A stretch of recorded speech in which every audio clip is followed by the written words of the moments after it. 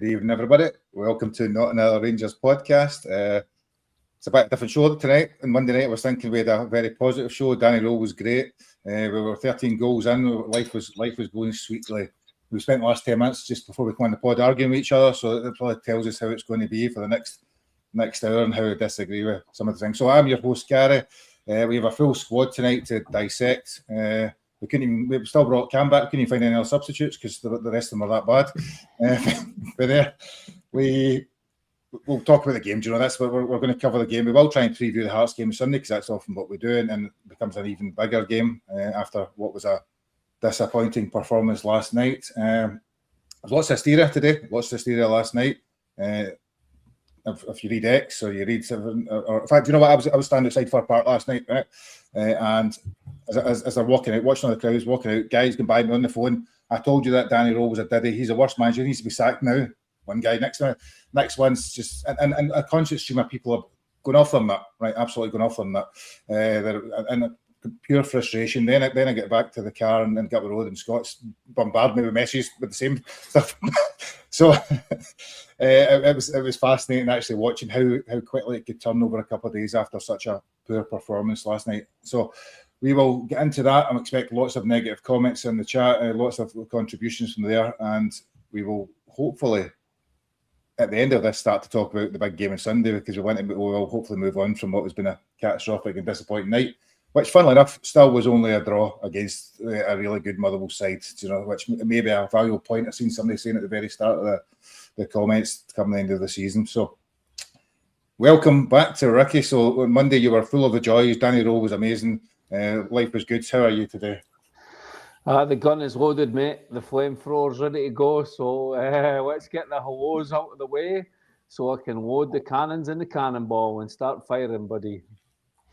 Move on. Scott, that's it. I'll come to you, Scott. How are you? Are you feeling any better, Cammer? Listen, last night I was pissed off, but I was expecting it. I've said to you for a while, I was expecting something like this to happen, and it didn't surprise me. So I'm more annoyed about because it happened, even though I was expecting it, Gary. But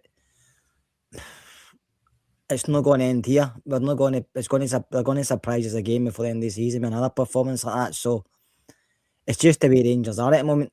I'm not going to sit here and say Danny Rowe isn't the guy, because I think he's still to learn quite a lot. I think he's done relatively well since he's been in the door. So I'm not going to bash him, but sometimes he will make errors, and he's going to have to take the criticism, I'm afraid, and then just move on, like he says. So I've seen this positive comment there. So you have the best bunch of lads on your podcast. It's only one I try and catch live. So although we might be talking in anger and frustration tonight for the next while, it's great that people still tune in, and thank you very much for the positive comments. I did see one earlier on saying that Cam, being such a big Danny Rowe fan, if there's not an upturn very quickly, he'll be heading for the substitutes bench and to take a couple of weeks to cool off. So how are we, Cam? Good to have you back for a second episode of the I'm all right, mate. Yeah, I was a bit gutted last night, obviously with the result, but I'm all right. I'll fall by my sword if I need to. I still stand by Danny Rowe. Still stand by him. And you wouldn't have realised there's still 12 games to go, 36 points to play for, and numerous games. There is still a league title race. Hopefully people realise that. There will be twists and turns. There will be kind of bad moments, good moments, and hopefully they'll come in. There's more good moments than bad. I'm going to ask another question right first. This is a random one because I was thinking about this earlier on. Scott, who do you think, and this has nothing to do with Rangers actually, absolutely, just because I watched Motherwell last night, as we all did, mightily impressed them as they have been all season. I thought they played really good football. They've got a nice style. They've conceded 6 goals after last night. At home, they've scored 22, 23. They're probably one of the best home records. Who do you think's having a better season, Motherwell or Hearts? Probably Hearts, because they're sitting top of the league, which nobody expected. But Motherwell, you've got to remember at the start of the season, a lot of them Motherwell fans were being very critical of the manager, because what he was trying to implement wasn't working straight away, especially in the League Cup sections at the start of the season. It was somebody that was a Motherwell fan that was telling me to work. But he said he stuck with it, and the players took it in, and eventually it clicked. Because if you remember when Martin was at Rangers, when Martin left us, Motherwell were I think they were the same points as us, maybe a point more. There wasn't much a difference between us and them, and Russell Martin left. So they've done really, really well since obviously Daniel's come in. Mhm. So the style this guy's implemented has worked for them. And that's the style kind of Russell Martin was looking for, isn't it? But you can see it's working. You see the players listen to them. You can see they've got a lot of good players. And I actually quite like the guy, even though last night he said it was a red card, which I was kind of dumbfounded by. So I would still say Hearts, Gary, just for the fact that everybody's waiting for that bubble to burst. And we're now in February and they're still sitting top of the league. So I have to say Hearts. I'll worry about this when you can, but look, Ricky's a big avid watcher of all Scottish. Well, I will ask you, I was thinking, but so my take on it, Ricky, is that Motherwell probably, given the resources, given their scale, given the style of football they play, Hearts have bigger opportunities. I think it's probably Motherwell have been the team of the season so far. I think we'll have to wait and see at the end of the season, mate. It's a bit. I said so far. That's what I said so far. No, Ricky. so far. I mean, it's Hearts are top of the league, but I agree. Motherwell definitely play the better football. There's no doubt about that. Really impressed with Elliot Watt. The guy just on the wing is a good player. Masinisi is obviously gets all the headlines because he's banged in the goals. So they do have players. The coach is very impressive as well. So they play the best football, but Hearts are top of the league. And this is the longest in my lifetime we've ever had a proper challenge, except for the stupid years when Rangers were out the league and stuff like that. But this is the first time in my lifetime that I can remember a team that's taking it all the way to the end of the season. Maybe Aberdeen at the start of 9 in a row, but I was still a bit young there. But apart from that, so that's been good for Scottish football. You have to say that if you're from. I have a lot of people asking me about they like the story with Tony Bloom and because they know him from Brighton. They obviously don't know much about Hearts, but they know the guy from Brighton and what he's done in Belgium, winning the league over there. So there's a lot of people interested when you speak that don't know nothing about Scottish football. So it is a story that's gaining traction around Europe and bringing eyes on Scottish football. So for me, I would probably agree and say Hearts is because they're top of the league. But Motherwell, special mention for they do play good football for sure. And I suppose that's the context is everything. I suppose that's kind of the point I'm talking. There's been lots of hysteria over the last 24 hours. People have been going crazy on X. You wouldn't believe the amount of people that can type so well. It's I don't believe some of the opinions they've come up with. And I've seen some of yours as well, Ricky. You were debating all sorts of people. So there's been lots going on. People, but I think the context is we have 23 points out of 27 in the last 9 games. Some would say that's really good. Others would say we've had 5 points out of 9 in the last 3 games. Some would say that's really bad. And when you're in a title race, Ron, the last 2 games against Hibs and Motherwell isn't sufficient to help you win a title. So there is the truth's probably somewhere in the middle, as these things always are. It's not that we've been doing well. We've had some blips, and it may result the blips don't actually let you win anything. And I suppose that's the challenge in it, Joe. It's about how we actually manage the times when we do fall away. And Hearts will be a huge one come Sunday. I think a draw with Scott was a fair result over the course of the game. You called it on Monday night. You said it'll be 1 each, I think, and you told us repeatedly last night that you told us it would be 1 each. So it was a draw was a fair result. I think looking at expected goals, looking at stats, looking at stuff. Motherwell played the better football. We were all over the place that way, but in terms of creation of chances, it was a pretty even game. I'd probably say Motherwell edged it, Gary, to be fair, but the problem with Rangers is they've seen it before away from home, and they've not won many games away from home this season, to be honest with you. No, we should be winning more, and we are we've drawn quite a lot, like we said before we come on, and most of them have been away. But the problem I've got yesterday, Motherwell were the better side in the first half. Second half is maybe more even, but they always look more likely to score than we did because they've got guys up front that can put a ball in the net, and we don't. But the problem last night was, Gary, you're leading 1-0 in the 89th minute, and the opposition down to 10 men, and yet you concede. Do you know that way? That was a big issue for me. If we'd have won, because I said, right, we weren't great, but at this time of the season, it's just getting results. It doesn't matter how you play, nobody looks back at performances, but when that happens, everybody starts to pick your performance to bits because they want to criticise you. So it wasn't great. I didn't expect us to win last night, like I says, but when the game starts, I was expecting more, especially after we scored quite early on. I thought, this is quite good, actually. But we scored that goal. It was like, we were content. Do you know that way? I know Giga had a few chances, but it was like he was content with what we were doing. And I don't like that. And you can go into it more later on, but I just felt like there was enough intent for us last night, Gary, in the front foot. Everything was quite simple and easy, and I don't know, we we're not aggressive enough as a football team, even though he signed all these bigger players. We're not aggressive enough. And somebody mentioned Giga. I thought Giga played well last night, I have to say, even though I've criticised him before. But no, we weren't aggressive enough last night for me. I know the press wasn't good enough, and Motherwell seen through it very, very easily. So let's go back to the start of the game then, Cameron. So the team lineup comes out. There is obviously a number of changes. So I think there's 7 changes for the game against Queen's Park.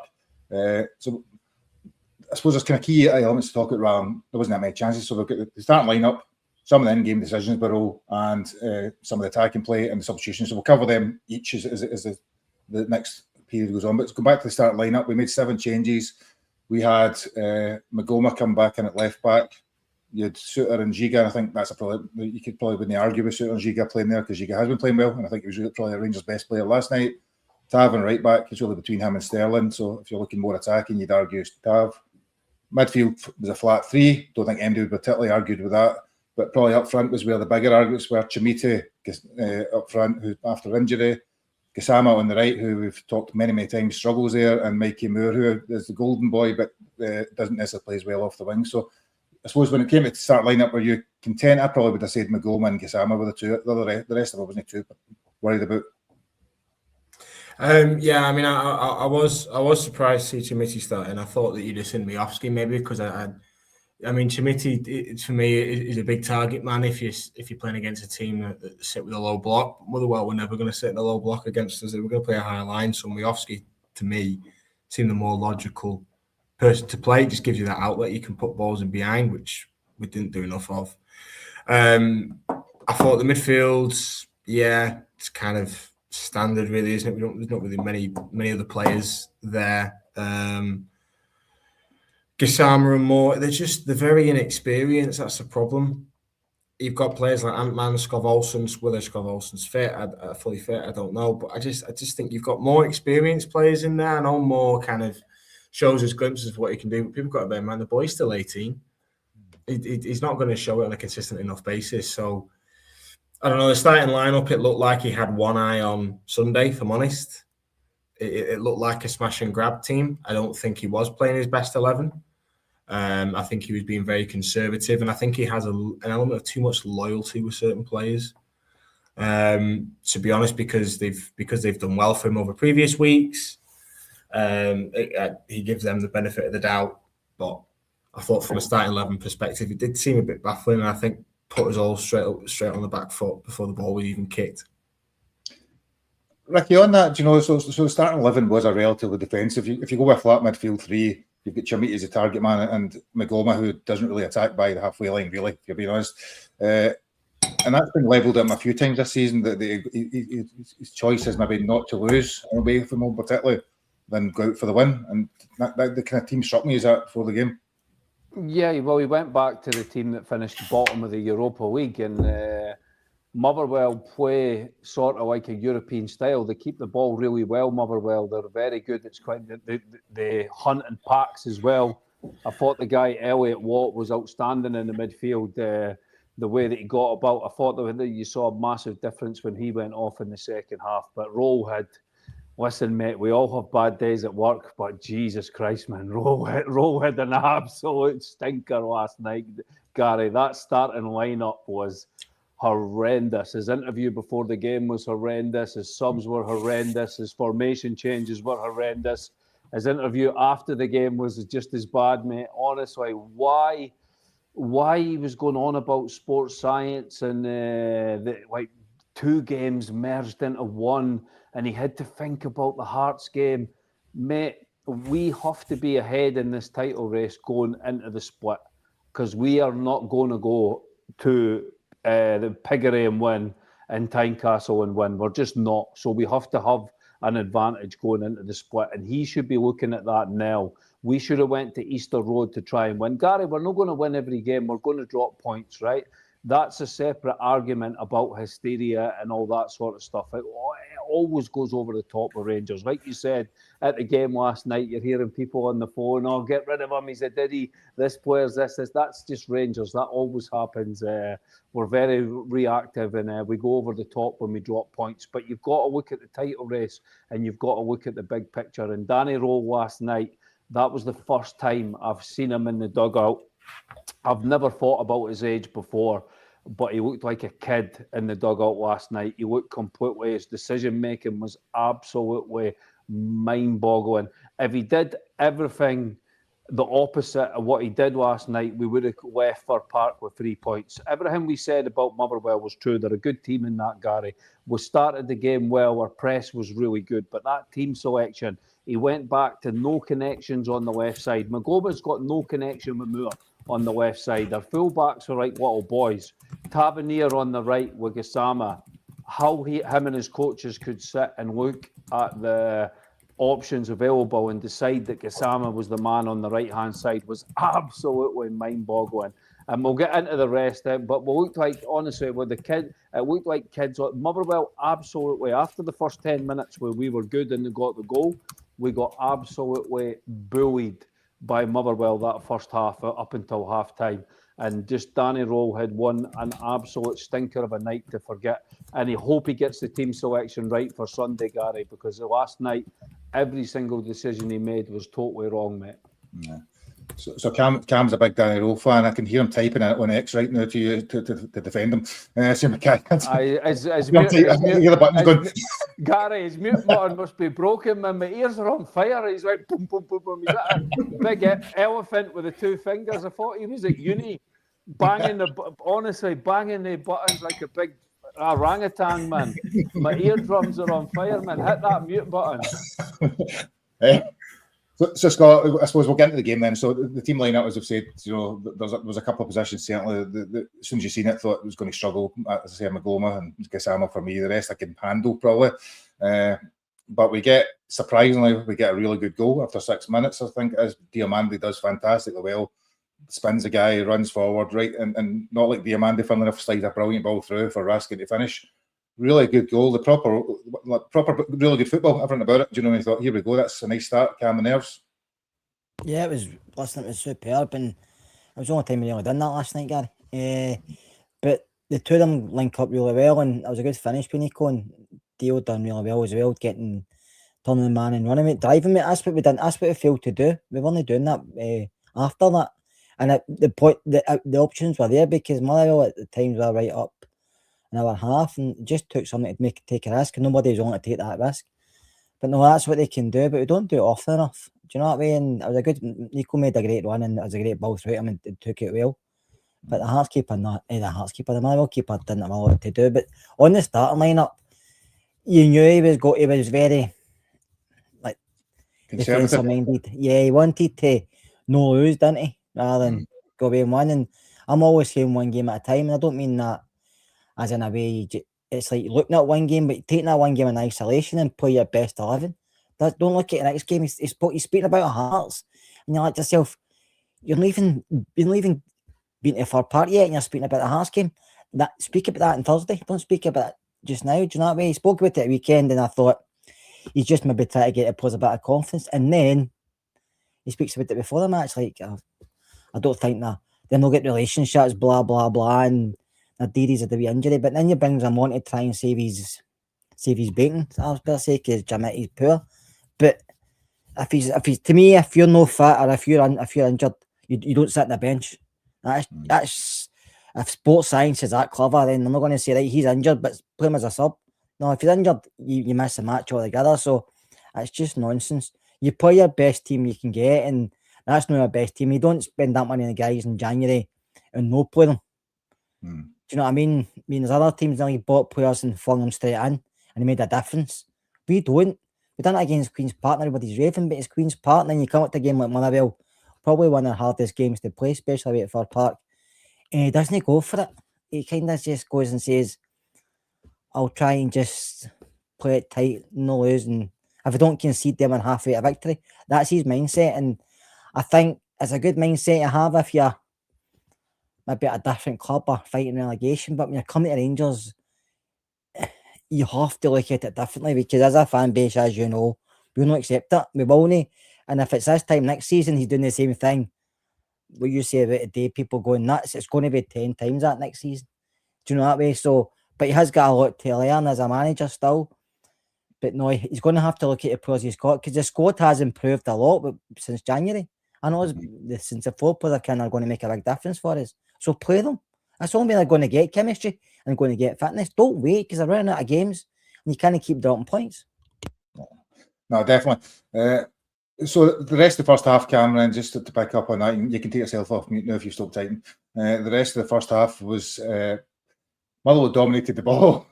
Lots of possession, lots of free kicks around about the edge of the box. Never really created an awful lot. I think there was one match when he kind of hits back off the post, but needs a decent save, and one from the angle at the other side, but nothing massive. At the same time, we have a couple of chances. Chermiti has an opportunity straight at the keeper. We have a potential penalty, which we'll get your thoughts on in a minute. But overall, we were outplayed in terms of football. But in terms of the actual game, there's probably not a lot happened in terms of we're quite keen to get in half time. So just give us a summary of the rest of the half. Yeah, that's gone. That's dead. Yeah, I've gone dark now. You're going dark. First half. You're going dark. There we go. Yeah, I just thought after we scored the first goal, I just thought we were too passive. We just dropped too deep. To be quite honest, we never really controlled the game. We never looked to get footholds in the game, control the midfield. We just sat deeper and just invited everything, and we just allowed wave upon wave. The first goal was, I thought, how we would play for the rest of the half, where we just played in a quick transition. So we got the ball, and it was very quick. It was straight through, and like you say, great run by Deal. He carried the ball, but after that, no one carried the ball. People stopped carrying the ball. People stopped picking the ball up from deep and trying to make something happen. That just stopped. And then the issue that I have as well with Chermiti is playing him as a lone striker. He became incredibly isolated throughout that half, just because the midfield and the defence was so deep all the time. Chermiti was just up on his own. I know his build-up play was crap anyway, but when you it's almost like we were playing with 10 men, to be honest, because he was just so isolated up there all the time. So I just think. Do you think thought we were too you talk about Chermiti then, so he gets a lot of criticism, and people, it's easy to criticise him because obviously the money and all the stuff that goes with it. As you say, I think he didn't have his best game, hold-up play, but when you look back at the game, all the kind of moments that happened, he was involved in them. I think 2 or 3 shots we did have a goal were from him. But as you say, he was very isolated. Midfielder and Moore and Gassama were having a horrendous game, and the midfield and defence were so deep that what do you expect a lone striker to do? Well, I don't know. Maybe getting behind. Personally, I didn't really see him make a run in behind. He just kind of stayed there. He just stayed in between the 2 centre halves. And if you are going to do that, be a bit more physical. He lost a lot of his physical battles. He's a big guy. Throw your weight around. You know, even if you give away a couple of fouls, but. I get your point. If he's isolated, what do you expect him to do? Just mix it up, try and do something. Motherwell were playing quite a high line. Why not just try and making a few runs in behind, give him something else to think about? Don't just stand there. Yeah, no, I'm not defending Phil. I just think sometimes, I think they say the first goal game, it was him that created the space for Raskin, and he does a lot of run, does a lot of work. He didn't have a good game. His touch was pretty poor. Arguably, he was injured and looked spent after an hour. But Ricky, there was a potential penalty shout around. I can't remember what it was, but I watched it and didn't think it was. I mean, I can understand why some people think it, and I've seen Stonewaller in the comments, etc., and also it was too soft. What was your thoughts on it? I think it was going down, maybe, but anyway. It was clumsy. It would have been one of the ones that would have been penalty at Rangers for about 2 months if we'd been given it. It was one of the ones. I mean, I thought McLean was terrible. He's a shocking referee. Nothing to do with being biased. He just completely loses control at any match that he's referees. He gives yellow cards at the wrong time. He blows his whistle all the time. He doesn't play on, and that's for both teams. I think I saw people speaking today going, he achieved the dream for a referee. He managed to piss off both sets of supporters. Both of us thought he was absolutely terrible. But I thought he was so bad, Gary, with some of his decisions. And it's one of the. I thought it would have been soft if it had been given, but on Chermiti, man, I thought he was woeful. Like I thought, when you see the difference with Nadiri, what he gave the team, and you see a proper big striker, what he's supposed to do, the way he runs around and presses and stuff like that. I just thought Big Shermity, I thought he was miles off it. He's been miles off it since we fought the 2 goals at Celtic Park would do him the world of good, and that would do his confidence the world of good. He scored 4 goals this season, Gary. He cost 8 million. Felwell's back to being an absolute donkey. I hope he's back swimming in Loch Lomond and someone hits him with a speedboat, mate, because of the money that he spent. Gassama as well. The big problem for me in the first half with us, Gary, we started the game well, but it's the same as what you saw in every European away performance. We can't keep the ball. These players cannot keep the ball. Gassama doesn't keep the ball. Moore is completely lost when you play him with Shermity and Gassama. They're so static as well. The 3 of them are so static. That front 4 was never, ever going to work. It was a huge mistake by Danny Rowe. And we made Motherwell look like Barcelona, Real Madrid, whatever you want to call them.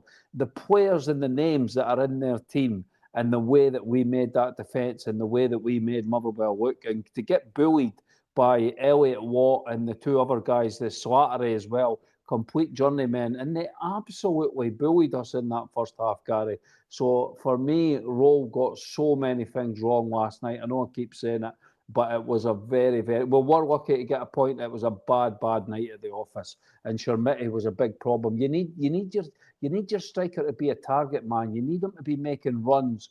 You need him to run himself into the ground. And I thought Rowe backtracked a little bit. He sort of said sports science, and then he says, "Oh well, he had a little injury." Well, he was on the bench, and he put him on in midfield, so he was running around fine when he came on the park. So for me, Nadiri should have started. Get 60 minutes out of Nadiri, and then, like Kerr said, you've got to play this title race game by game. Play your strongest team, especially now we've got 1 game a week. If we had managed to beat win at Easter Road or win at Fir Park, it would have made a massive, massive difference to our title credentials. And now the pressure is on Sunday because we have to beat Hearts on Sunday, Gary, or it's definitely game over. Yeah. So Scott, we're in the second half, and then I suppose the big talking points. We'll come to saying off shortly, but was the substitution. So we have a whole suite of bonker substitutions. I suppose the first one is Nadiri comes on for Diamandi and plays kind of as a number 10. So when you've got a bit more control, you take off one of the midfielders and put on Nadiri. Now you can see Chermiti's tired. You've got Scott Olsen, you've got Ant-Man on the bench as well. You know, it was straight away a slightly bizarre substitution. It clearly didn't work anyway. No, it didn't work, Gary, and it was poor because Dio was playing okay. I thought midfield 3 were actually okay last night. They were covering a lot of ground, but I thought they were doing okay. But when you take one of them off, the other 2 have got so much more to do. Do you know what I mean? Because the front 3 when they're coming back, and then you're taking off a midfield and putting on Nadiri, who you're telling me to kind of support the front man, but they weren't getting the ball up there. So there's big gaps in the middle, and that's when Motherwell seemed to get the impetus again. As in, there's more space for us to plenty. And it was poor. I don't know what he was thinking of. I don't know. I mean, if you're bringing them on, you take off Shamati, don't you? Like for like, stick with what you got. You don't take off a midfielder for a guy who you just brought in and tell him to play more defense. Or if you are doing that, if you're taking off Dio because he's on a booking, I can understand. You maybe you then He wasn't all in the book. There's a few players in the booking, so wasn't the only one. But the problem with Dio as well, no, he doesn't really last 90 minutes anyway, does he? For some reason, he never seems to last the 90. Maybe sports science then.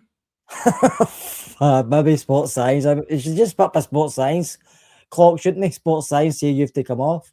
No, the substitutions didn't make any sense to me. Like Gary says in the chat, it doesn't make any sense to me. I don't know. You looked at the bench, you thought there's game changers on the bench, and he must have looked at the bench and says, right, who's not the game changers, and I'll bring them on. He then brings on Fernandez. I'm trying to work at times in my head, Scott. I'll stick with you. So he brings on Fernandez and says we'll go 5 at the back now because we don't really want to. He wasn't with the 2 full-backs and it went to a 5, but it was like it was supposed to be if they were going to push forward, but never ever push forward. Do you know what I mean? It was very confusing. I don't know what he was doing, and he maybe thought, well, three big guys in the middle, we're not going to let them. But as somebody said earlier, Motherwell don't put a lot of cross balls into the box. Everything's on the ground and it's quick in the movement, and I don't know what he was trying. I think he was just trying to protect zero. Even then, you then had Moore, Nadiri, and Chermiti up front at that point, was it? I can't remember. Was that what you had at that point? That You time? get a big gap in the middle because the ball's not going to them because Nico and Chukwamani's trying to win the ball back and they can't get it. The five at the back are just looking at each other saying, where am I playing again? It was very confusing last night and I don't know what he was trying to do. I don't even think he knew. I just think he was trying to, if we were playing that poor, he was just probably saying to himself, let's try and show this up so we don't concede. We can get out of here with 3 points and because we've been lucky. And it didn't work out that way. Yeah, and then Cameron, there was a sending off. So at this point, we went 5-2-3 or whatever the hell we were playing at that point in time. There's a sending off whereby Vadinger wipes out Moore. Stephen McLean, in his wisdom, thinks it's just a yellow card, and then very quickly, Chris Sutton's even starting to say it's a definite red card. So that's when you know there's no really any debate on it. He goes over to VAR, goes over to the monitor, quickly gives a red card. Shocking tackle. Yeah, despite what the Motherwell manager thinks, clearly. It was awful, mate. He could have broke his ankle. It's just I don't understand this. I don't understand why it's even a debate at all. Like, how he can look at replays and go, "Yeah, no, that's not a red card." Do me a favour. Why he gave him a yellow straight away anyway? I mean, we all knew that was a red. It was high. He made no attempt to play the ball. The referee should give a straight. Shouldn't even need to go to VAR. A bonkers decision. What I don't agree with, I don't know if you've seen last night, everybody's saying, but he's a really nice lad. He's been playing well all season. That doesn't mean you don't fly into tackles, do you know that way? The guy he's a really nice lad giving things to Colombian flood victims and that stuff, but it doesn't mean to say he's sent off. Yeah, but Ray Wilkins was the nicest guy in the world, but he was a bastard on the pitch, wasn't he?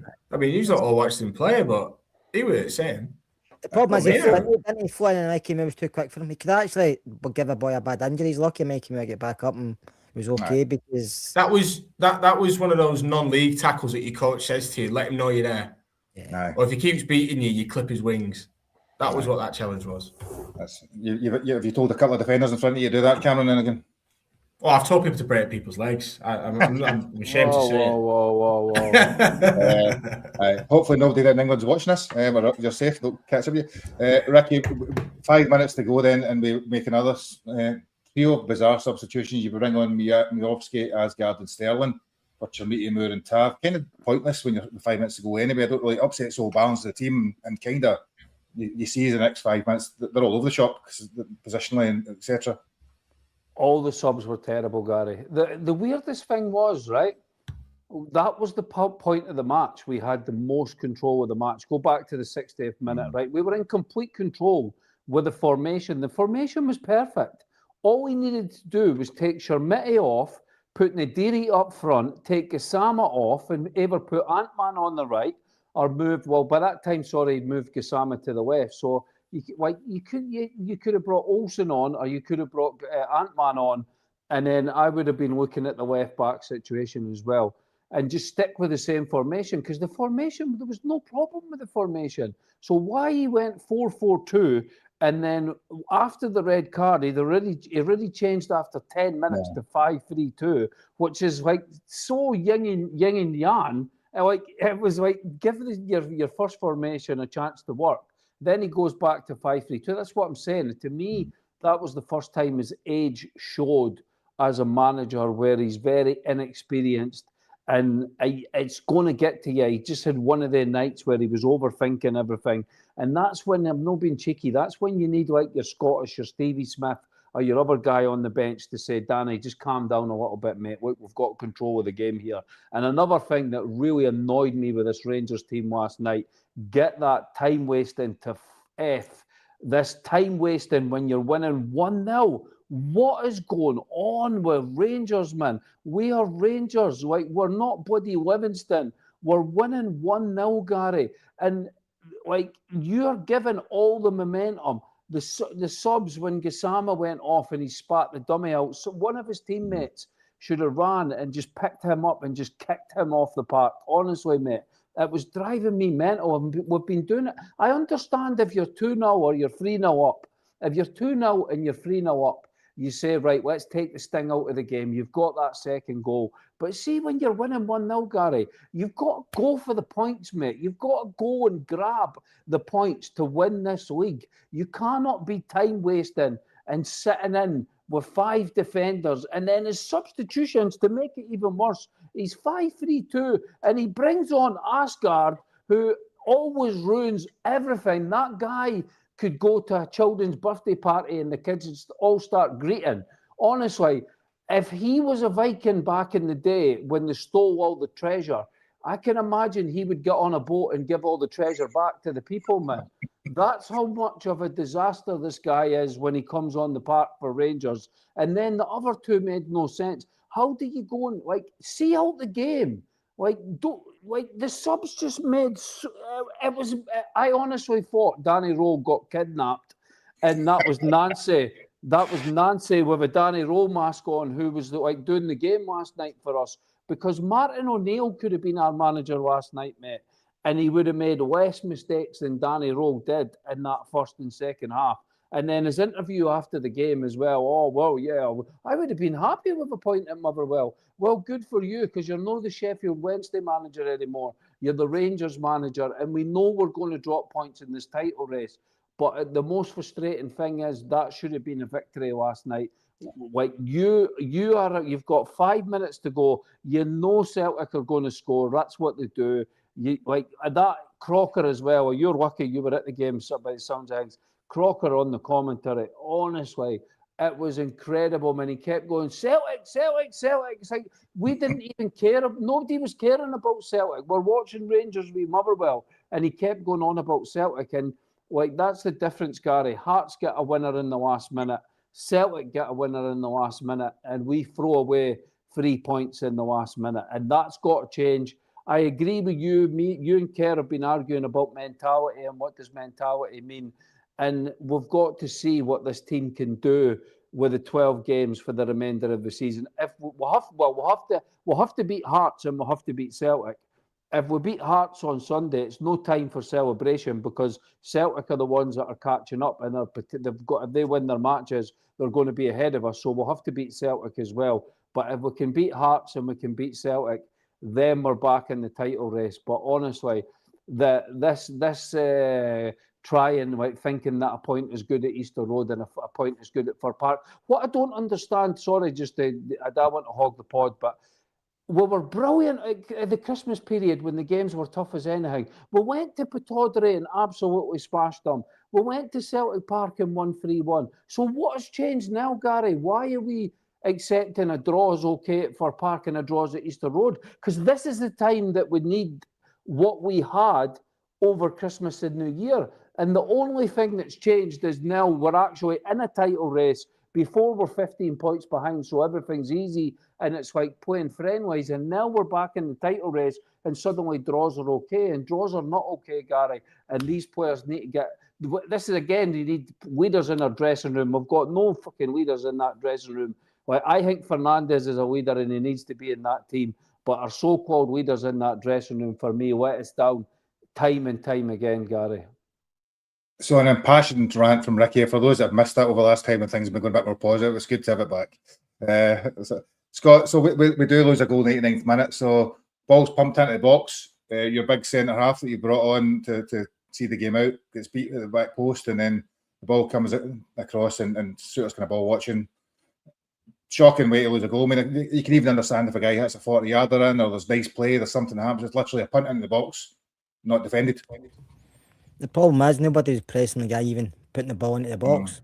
Everybody's backed off him. They let them hit it along into the box, a deep ball into the box, and we don't press for there. And then 9 out of 10 times your defender might get beat at the back post. He might not. Well, 5 out of 10 times. So you have to counter for that. Suter doesn't.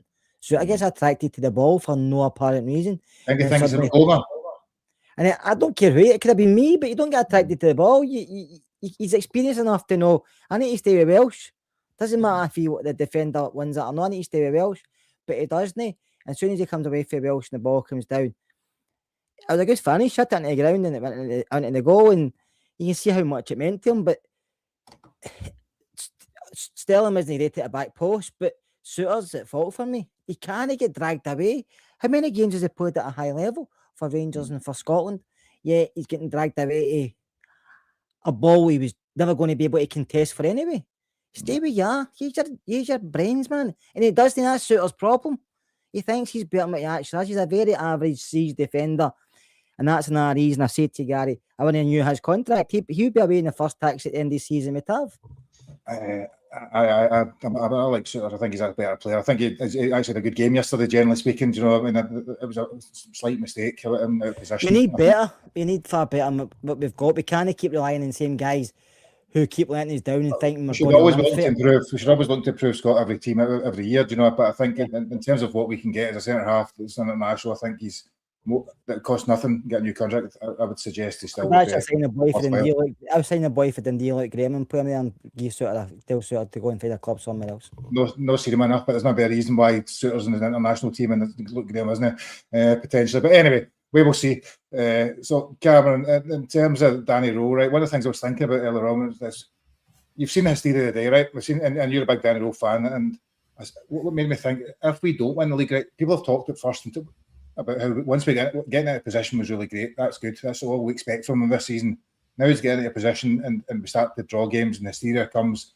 If we don't win the league, do you think he is any future at Rangers, or will it be the same way as Clement Van Bronckhorst? If you think about it, they had 3/4 of the season, didn't win, and then by the time this new season started, they were pretty much a dead man walking.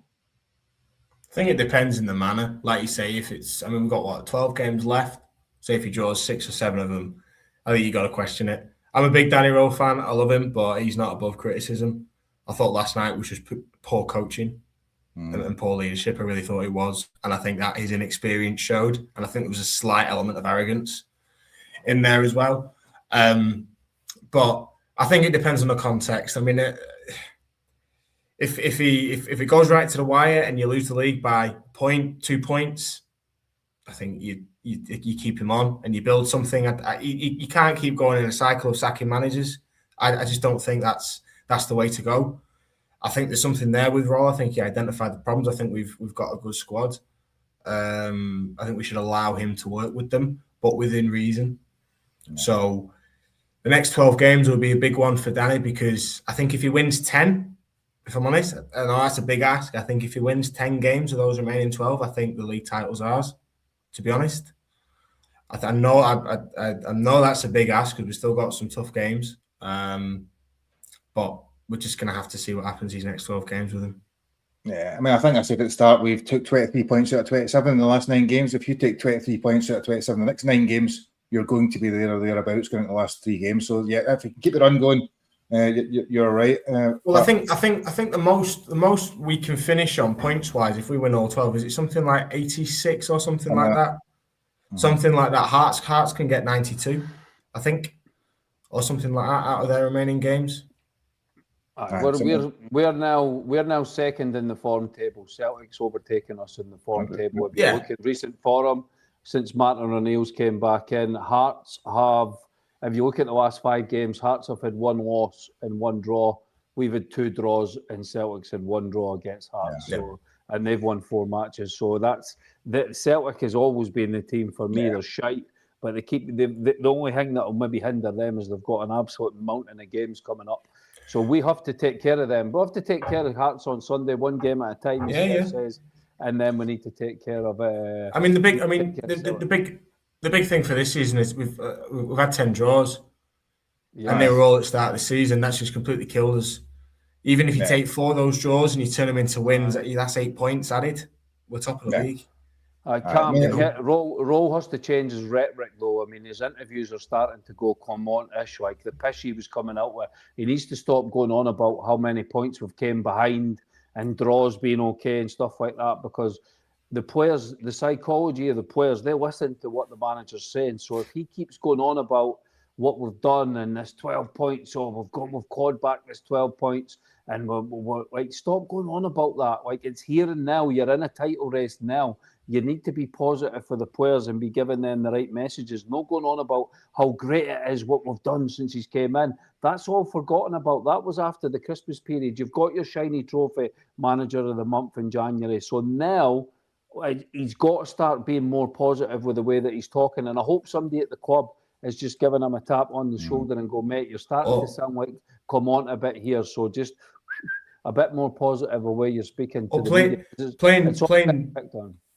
playing devil's advocate with that one, then, do you think maybe he's trying to divert the pressure that's coming from the fans away from the players onto himself by making those sort of comments? Nah, he's no Jose Mourinho. He's German, man. Germans don't think like that. He's no, but it's no, it's not working, mate. Because the fans are on it. The fans, listen. The fans are going to give him like. I like Rowe as a coach, right? And it's easy to. I keep saying it. It's easy to get to base camp. It's difficult to climb the rest of the mountain. And we've been brilliant for the last. Since we came back up the league, we're brilliant at getting to base camp, but when it gets time to get the oxygen mask on and reach the peak, the club turns into rubber for some reason, and that's what we need to get over. We've had one season with Gerrard where he's managed to do it. There just seems to be this poison right through the club that when we get to this point in the season, we'll just crumble, and that's got to change, and these players need to prove that they're able to change that, and that's why the fans are so reactive and they get so frustrated and they want everything torn up after every drop points. But hopefully on Sunday we can get things back on track, Gary. So anyway, we moved to Sunday, Scott. So and well, I say there's a little bit of hysteria going, and maybe need to be slightly calm. I'm trying to think. Danny Rowe lost one game since he joined us in October in the league, so there is still some positive shoots from there. But we have a game against Hearts on Sunday at 4:30 that is a must-win now, having give ourselves a little bit of a mountain to climb from dropping some points last night and Hearts winning the weekend. So we have a huge game, 50,000 people were there. The atmosphere would have been buzzing. I think if we won last night, whether it's going to be a little bit more tense, I don't know. But it's crucial that we go out in the front foot, we go out with attacking players and really, I suppose, what's that saying? Let the handbrake off. Is that who used to say that? Michael Beale was that? I can't remember who used to say that one. I think, like I said earlier, he's going to have to start his best 11. I don't just mean his favourite 11, his best 11. Do you know that way? And go for it, because if we don't, Hearts could easily come to Ibrox on Sunday and get something. And I think they actually will, because I think they're in that mode. They're not going to. They're in the mode where they're getting themselves over the line, whereas we're still struggling, like Ricky says. And if Rangers show up and play like we've all seen, when they don't have any pressure, it's fantastic. But it's when we have pressure, we don't know how to handle it. And that's when I was talking about mentality earlier. That's what I mean. We don't know how to handle the pressure when it actually matters. It's fine, Daniel saying, we've come for here and I've got us up to here. And he gets plaudits for that. Great, that's fantastic. But it's keeping it going when you're back in the title race. He's got his back in the hunt, but could easily get his back out the hunt if we keep performing the way we are. So Rangers just have to turn up on Sunday. And I'm hoping the fans, and let's not criticise as much as the rest of them, but don't turn against them very early, because after the result last night, that could easily happen again, as we've seen. But if they won last night, it'd have been a totally different atmosphere, because if you won on Sunday, you had that, you could maybe possibly sit at the top, but obviously that's not going to happen now. So he has to play his strongest players, and that includes the 4 guys he signed in January. Do you know that way? And he has to, for me, I would start Giga and Fernandez at centre-back. You have to play guys who are playing well. You can't keep guys who you trust or you think will come good for you. You have to play the guys who are playing well and play the guys you brought in to improve your side, because the 4 signings, in my opinion, have improved us. Even though I've not seen a lot of them, I think they have improved what we have. But you can't include guys like Yasama, Shamiti, Asgard. They can't play. And that's no I'm not saying that this is a disrespect to him. It's just, at this moment in time, they don't deserve to be starting games for Rangers. But he has to go with his strongest team, Gary, because if he doesn't, then Hearts will come anyway and no fears. They've won at Ibrox this season and they've beat us at Tynecastle. So they're coming to Ibrox on Sunday with no any fear. They don't really respect us, but we have to show that you should respect us. But it's getting that Rangers to show up, and that's been the difficulty the last couple of weeks. Yeah. So we'll look at kind of team lineups and things like that as what we think may happen. I suppose, Cameron, I'll come to you first. You know, I think Scott said their centre backs really between Suter, Giga, and Fernandez. Giga's been playing well. Suter, I think, has actually been playing pretty well as well the last few weeks when he's been playing. And Fernandez is obviously playing really well, and Ricky loves him. So there are three options. Of the 3 options, what would you be going with? I think it depends who you have in a right back. To be fair, I'll let you have the right back one. Would you play the myth that is Sterling or would you play the top goal scorer?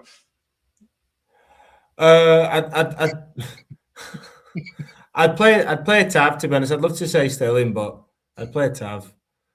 I'd play a Tav in the right back. Right, so you're playing Tav right back then. So centre backs. Giga and Fernandez. Giga and Fernandez, right? I'm going to work my way around the room here then. So Ricky, just on that centre half, I'm going to work around the areas of the pitch. Fuck, the Roll had a bad night last night. They two are at it the night. Nah, I would go. I would go Sterling right back. I would go Suter and Fernandez. Fernandez has to be in the team, mate. I think Fernandez is a leader. I think he's got a really strong head, and I think he drives it. I don't think Suter's a leader at all. I think Suter, you put the arm, but he's from Brecon, man. There's no leaders in Brecon, believe me. Brecon has got absolutely Jesus. So, and then left back has to be Romans. So that would be my back four, and that would always be my back four for the rest of the season. With Tav coming in and out for Sterling, because I think, Gary, just last point, I think McInnes, being serious, I think McInnes will target Tavernier for sure. He will know that he will play. His tactic will be Rangers. He'll know when we've got the ball in certain positions, and he will put the ball in between the space over Tavernier's head. 100%. That'll be his tactic. So I'm going to argue, not because of Tav, I'm more going to argue the point about attacking play. Right, we've talked for the last 50 minutes about how, or 40 minutes, whatever it may be, about how we went too defensive last night. So we went defensive to look for a draw. By playing a right back that can't attack, has no passing ability, but can defend, is effectively be more defensive. Now, I suppose my question would be, as we move into midfield, then, if we play a flat midfield three, does that not give more scope for Romans and Tav to then be attacking? I'm not playing a flat midfield three at all. I'm playing. I am between Raskin and Dio. I'm definitely playing Chokwane, and I'm probably playing Diamande, and I'm taking Raskin on. I'm putting Raskin on the bench, and I am playing Moore 100% in the 10. So I've got my two, and because Romans goes into midfield anyway. Romans goes into midfield, so he makes a free anyway when he goes into midfield. So that would be, I'm going for Hearts' throat, by the way, straight from kickoff, bang, go right for them. But you cannot do that with a flat midfield three. So Suter gives you that security at the back because Hearts will be trying. They'll definitely target Tavernier, and they'll definitely punt the ball over Tavernier's head. So that's why I'm putting Raskin on the bench, because I think that Raskin is a very good player, but I think that Dio and Chokwane are better sitters than Raskin is a sitter. And I know he's in the Belgium team. It just seems to work for Belgium. But when it comes to him sitting in our team, I don't think it works for us. I think you ever play him further forward, I just think he gets lost in our midfield, and they two have got a bit more discipline. Right, Cameron, I see you puzzled looks at different points in there. So you've done your defence, which was, just repeat it, Sterling, Fernandez, Giga and Romans. So moving forward then. It was just playing more as the 10. To be honest, I don't think he has the physicality to do it. Sorry, not 10's the wrong word. I'm playing him. I'm 10. Forget about 10 because you're Joshua Barry in disguise as well. The ginger Joshua Barry. I'm not ginger. Forget about how you are. Your diet, I can tell. Listen, forget about the 10. I'm just on about in that space. Forget about 10s and 8s and 6s. Well, is he playing central or is he playing wide? No, he's playing central. He's got a free role. He's playing central. I'm playing two wingers. So he's a 10 then? No, he's not a 10. He's in the space. Football Manager's a 10, but right, I know what you right, so you have midfield. I'd stick with Raskin and Dio in there, and then I'd give Ant-Man the free role, the freedom role in there. Personally, I'd put Ant-Man in there, and I'd have more on the left and Scott Olsen out on the right. So that would be my team. I like the idea of having quite pacey players just to overrun Hearts in that area of the pitch. Yeah. Just gives us something extra. So flexibility, Gary, as well. Like, but they free. Like I agree. That's what I'm saying. get them moving around, like let them speak to each other and just have them doing like space. The big thing with Wednesday was we had no one to connect the attackers with the midfielders. Yeah, I know I hate the 10 position, but Wednesday would have been the ideal time to deploy it, especially in that second half. Just to kind of bridge the gap. I brought on the Derek to do that bizarrely using the number 10s. But it's I get it. But Scott, see while you were away, Ricky dropped for asking. I thought I'd better share that with you just in terms of the team lineup. Yeah, as soon as you went away, he said, "Can I get this in?" Well, he's not here. So we'll come to you. So they've kind of done their defence in midfield. So what would you be looking at? My midfield. Well, did you see your defence? It seems like ages ago. I would go with full back. It would either be Sterling or Tav. It has to be one of them done it. Fernandez and Jigger and Romans. Midway Park, I go with a flat 3 again. I thought they performed well on night. Theo, Nico and Chukwani, and up top I go with Ant-Man, Nadiri and Olsen. Mm-hmm. I think the good thing about Ant-Man, we've not seen a lot of them when it was only Queen's Park, but the fact him and Romans could move in and out together, really, they were able to, one was able to go one way and one.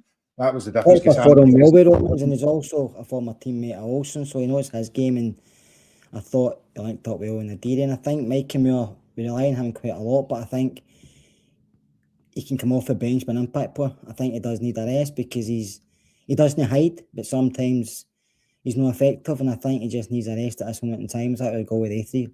Plus, the team they must have fresh legs. We need to go with somebody who's willing to prove a point to say they deserve to be starting and also they deserve to stay in the team. And I think the 3 of them would. But I thought the middle 3 played well the other night to a point. But I like Nico's. I've always been a fan of Nico asking, yeah, we can get better. And if you get big money for him, you sell him in the summer, or any kind of money, you probably sell him. But I like him. I like Chukwani, and Dio has been improving over the piece. So I would go with A3. And you have to bring Romans in, don't you? You can't go with a goalman again. Right back's a problem for me because I still feel we need a new right back in the summer. Sterling, I don't trust, and Tav shouldn't be there. And the 2 big centre backs are fine for me. So, and Jiga's been playing well. The choice between Suter and Fernandez, I'd imagine, from there. Robbins was a huge miss on Wednesday night. Do you know, when I watched the first 2 games, I've said it for the start of the season, and I feel bad criticising him, but McGoma's just there. He doesn't really do anything.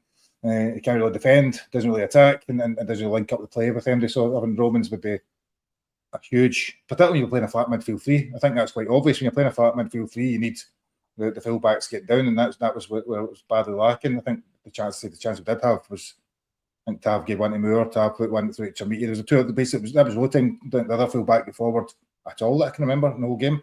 So if we are going flat back 3, I certainly need Romans playing, and I'd probably argue Tav as well because Sterling's too defensive. But in terms of I suppose we've talked a lot about how defensive role's been. I mean, I think it has to be the full go all out attack, Cameron, actually, but properly go at them from the first minute and get the crowd with you, build it from there rather than actually sitting there and being tentative in the game. I wouldn't say go all out because that's just exposing yourself, but certainly control the game, control the tempo, dictate it early on. I think a Daniel team can. I think a Daniel team can because most of those games we have less possession than the other team. Even if it's, I think we can. I've seen parts of it, but again, I just think that we're kind of a couple of defensive reinforcements away from seeing it being fully implemented. Because there's kind of a lack of pace in that back line. He sort of drops them a couple of yards deeper, which leaves gaps between that and the midfield, or yes, drop midfield, and then we leave gaps and etc. But yeah, I do think Danny Roll would probably like to have his centre halves in the opposition half, just keeping them penned in. So I do think he can do it, but it depends on the starting lineup that he puts in there. You can't control the game with the starting lineup they had on Wednesday. So I think he can. He just has to have the right players in the right positions and not being too conservative, not trying to go for a smash and grab at home. If he sets up for a 1-0 or a snatch a 2-1 or what have you, it's not going to work because Hearts will run away winners. The only chance we've got with Hearts is if we control the game, we keep them penned in, we make them work, and we just limit their opportunities, because the goals will come. Because I do think that defensively, I do think they're frail. Yeah. And say having Romans and Scott Olsen, two very attack-minded players, might make a big difference in terms of creativity. So coming to the score prediction then, Ricky, I'll come to you first. So after a bad, disappointing week whereby we drew against probably one of the form teams in the league, so maybe there's a bit of perspective there. We've still lost one game under Danny Role in the league. How do you see Sunday going? Score prediction and score errors. We'll have to win, mate, 100%. A draw's no good. So I'll say 2-0 Rangers, but we have to go for it. Roll has to, he's got to look in the mirror and understand everything that he got wrong. And that is, I'm hoping that his coaches are going to help him do that. So I'll say 2-0 Rangers, Fernandez and Nadiri, and he has to pick the right team. Come on. We all have a bad day at the office, and nobody's saying get rid of him or anything like that. Everyone has a bad day at work. I have a bad day at work. You have a bad day at work. So come on, Roll. Let's get things back on track. And if we beat Hearts, then that gives us good momentum to take us into the Livingston game and then on to the Celtic game. So we've got, it's there for us. It's still there for us. But these players, their mentality is getting questioned. Tav again, you need to learn from this. You need to learn from this after the game. You're right, mate. You've been here. You're away to retire, you daft. You've been here 10 years. What learning from what? Anyway, so come on, 2-0. Let's go hunting. But this time, give them a bazooka and no a bloody water pistol. Yeah, I'm going to come to you now, Cameron. So we started the pod negatively, so I'm going to leave Scott to finish us off in a minute. That's what I thought would make more sense. So I'll come to you for a score prediction now. 5-0 Rangers, Asgard hat-trick. There you go.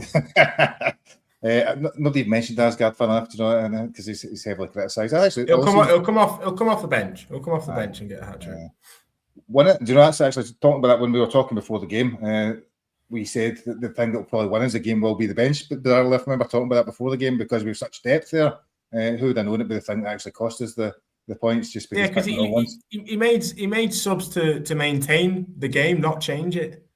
That was his problem. He didn't try and change anything. He just made subs which kept things the same. Yeah. So come at you then, Scott, to finish us off. So score prediction. Hopefully you're not as right as you were on last night. But are you going for a more positive one, or are you going for a more deflating one to end the podcast? Just like to say to Cameron, don't do drugs, Cameron. Asgard hat trick. Stay off the drugs, son. I think it will be very tight, Gary, and I think it could probably finish a draw, but I'm hoping Rangers sneak it 2-1. But I think it will be a very tight game. And I'm going for Ant-Man to score and Nadiri to score. That sounds good. Ant-Man, I don't know. I know he played Queen's Park, but I still not convinced he's trusted fully, so I'd be surprised if he starts, if I'm being honest. As much as I would like to see him start, I'd be surprised if he starts. Who knows? Gary, make sure Kerr's singing on Sunday, man. Not sitting there silent, all depressed in the brooming. Ricky, always sing. You think I need to check him before the game, make sure he's got there all right and he's fine and he's had his medication. Gary can't come in the stairs. He still get that jammy leg at Motherwell Club tackled him. So. Fortunately, here's hoping. Do you know what? So this is a Thursday night special instead of being on Friday night. There's a couple of days left before the game. Sunday is 72 hours or so away. It's a lot can change very quickly in football, as we've seen in the space of a last couple of weeks. So hopefully we win the game on Sunday. We move to within 2 points of Hearts in the league title race, and Monday night is fully back on again for most of us. Maybe not everybody in this room. So. Thank you, everybody, for watching. Hopefully you've enjoyed. Please like, share and subscribe. And say we will be back on Monday night to dissect the Hearts game. Look ahead to... In fact, the next game is Livingston the following Saturday. It starts to go one game a week, is that right? I can't remember. So there's a bit more space to talk about the games and maybe just get a proper debate and discussion around some of the bits. So hopefully you've enjoyed. Thank you, everybody, for watching, tuning in, and we'll see you next week. Take care. Bye now.